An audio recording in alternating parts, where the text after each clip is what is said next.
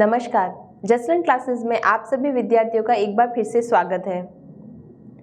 आज हम आपको बताएंगे अपेक्षा और उपेक्षा, इन दो शब्दों में अंतर क्या होता है। विद्यार्थी इन शब्दों का इस्तेमाल वाक्य के अंतर्गत करते हैं, लेकिन सही अर्थ पता नहीं होने की वजह से वो वाक्य को गलत कर देते हैं। तो आज हम आपको बहुत अच्छे से बताएंगे अपेक्षा और उपेक्षा, इन दो शब्दों का अर्थ क्या होता है और वाक्य के अंतर्गत इनका प्रयोग कैसे होता है। चलिए फिर बात करते हैं अपेक्षा और उपेक्षा के बारे में। अपेक्षा और उपेक्षा दो अलग अलग शब्द होते हैं। इनमें उतना ही अंतर होता है जितना किसी की प्रशंसा करने या अपमान करने में होता है। अपेक्षा शब्द दो शब्दों के योग से बना है, अप धन इक्षा, अर्थात अपेक्षा शब्द का अर्थ हुआ आशा या उम्मीद। वहीं उपेक्षा शब्द भी दो शब्दों के योग से बना है, उप धन इक्षा, अर्थात तिरस्कार या नजरअंदाज करना। तो अपेक्षा शब्द का अर्थ होता है किसी से कोई उम्मीद रखना, वहीं उपेक्षा शब्द का अर्थ होता है किसी का अपमान करना।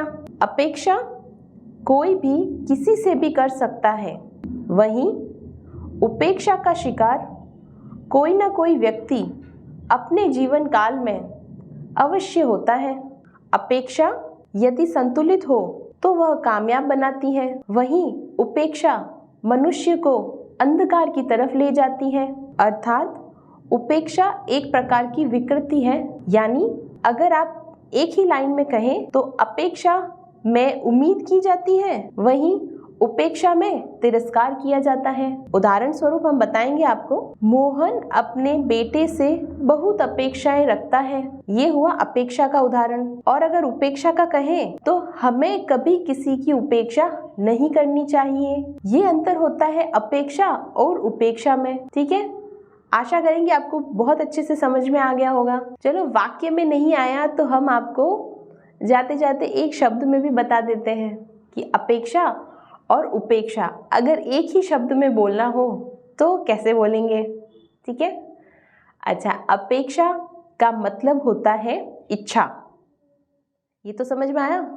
अपेक्षा का मतलब होता है इच्छा, वहीं उपेक्षा का मतलब होता है बेइज्जती।